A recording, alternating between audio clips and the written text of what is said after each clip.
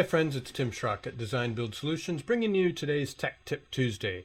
I want to walk through painting this front facade of brick just a little bit here.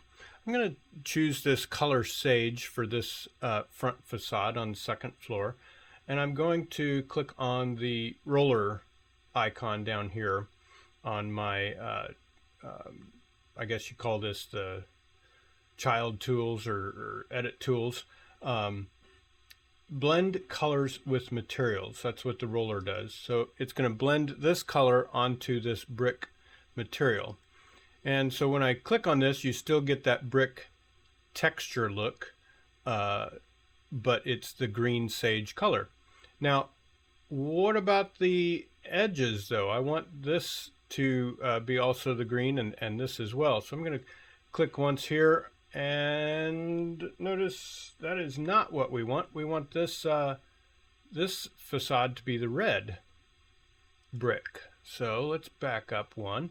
I'm going to go into my floor plan view and Shift F6 so you can see what's happening as I do this in floor plan. Oops. There we go. I'm going to select this wall. And in my edit toolbar down here, there is this little icon that says Edit Wall Layer Intersections.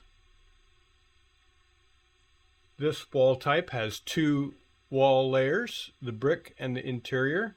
And I'm going to drag this brick icon, the brick layer, using this diamond over to the left to where I get that shaded, gray shaded layer that goes at a 45 at an angle, bisecting this wall angle.